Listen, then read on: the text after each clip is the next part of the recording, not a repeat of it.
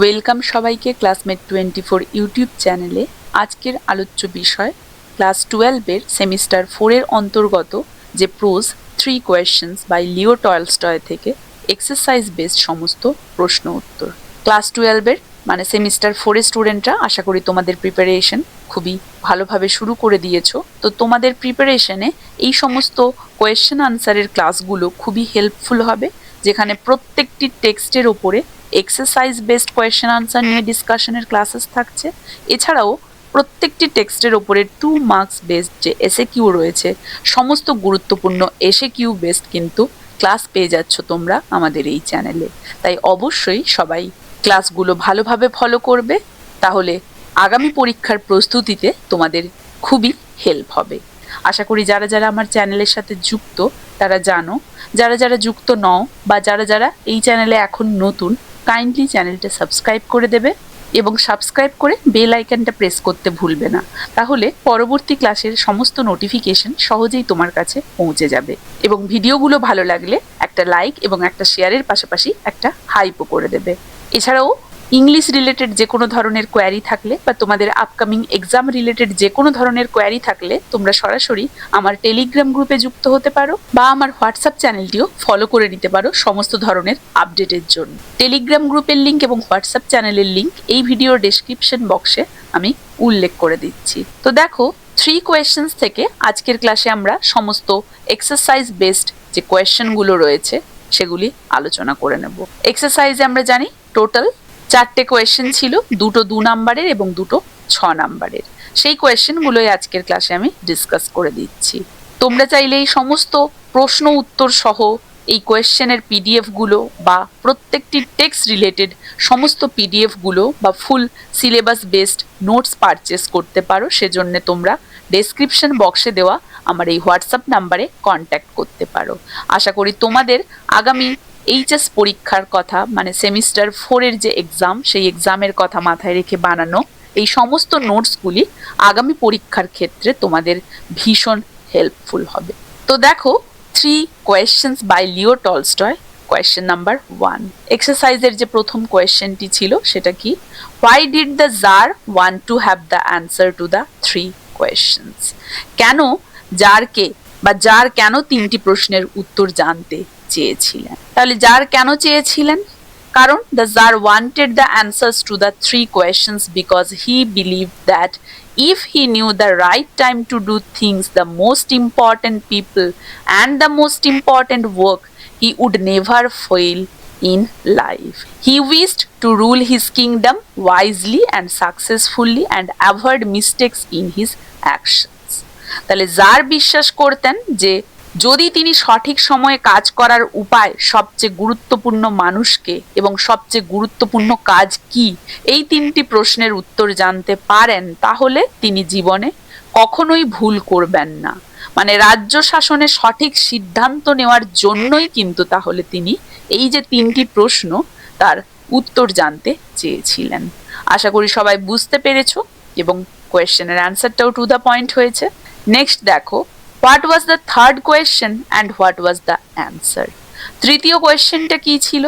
The third question was what is the most important thing to do? তৃতীয় প্রশ্নটি ছিল যে সবচেয়ে গুরুত্বপূর্ণ কাজ কোন, এবং তার উত্তর কি ছিল? সেই উত্তর বা সেই সন্ন্যাসী যে উত্তরটি দিয়েছিল, the most important thing is to good to the person who is with you at the present moment. সবথেকে গুরুত্বপূর্ণ কাজ হচ্ছে বর্তমান মুহূর্তে যে মানুষটি আমাদের সঙ্গে আছে তার মঙ্গল সাধনা করা বা তার সাথে ভালো ব্যবহার করাই হচ্ছে সবথেকে গুরুত্বপূর্ণ কাজ বা তার হেল্প করা। বোঝা গেছে? Next, how did the tsar and the hermit nurse the wounded man? দেখো, এটা 6 নম্বরের প্রশ্ন, কিন্তু একটু বড় হবে, যে কিভাবে সেই জার বা সন্ন্যাসী দুজন একত্রিত হয়ে লোকটিকে সেবা করেছিল। দেখো, when the wounded man appeared, the Tsar and the hermit showed great kindness and humanity. The Tsar immediately helped him by removing his wound clothes and bandaging the wound, but the bleeding did not stop at first. They washed the wound carefully and bandaged it again until the bleeding stopped. The Tsar then carried the wounded man into the hermit's hut and laid him on the bed. Throughout the night, the Tsar looked after him, gave him water, and ensured he was comfortable.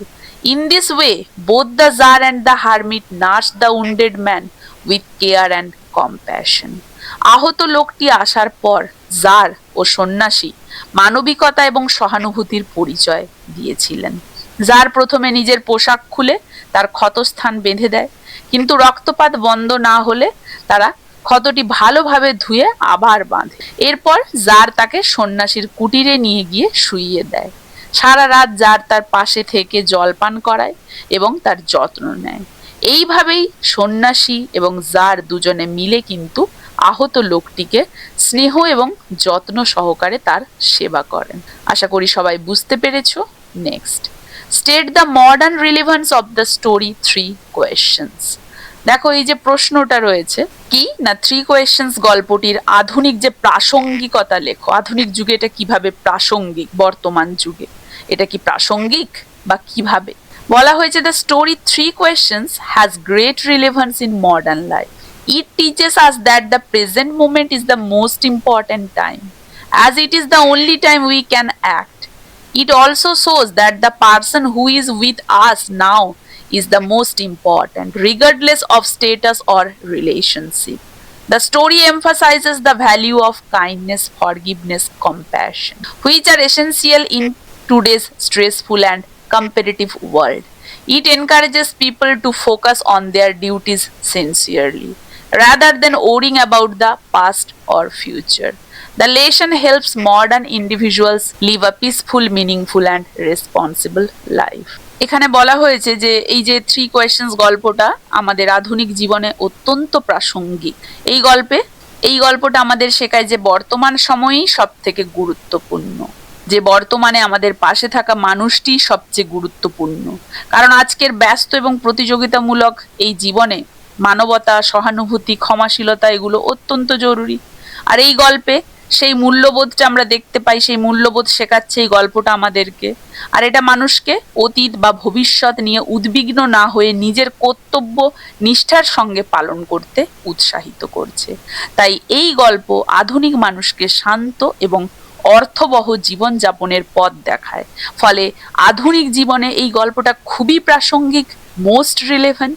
তাই তো আমাদের আধুনিক জীবনে এই গল্পের প্রাসঙ্গিকতা কিন্তু খুবই, কারণ যা যা কিছু আমরা এখান থেকে শিখতে পাচ্ছি প্রত্যেকটাই কিন্তু আমাদের আধুনিক জীবনে আমাদেরকে পালন করা উচিত।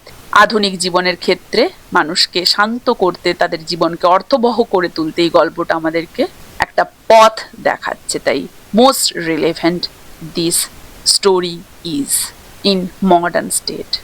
বোঝা গেছে?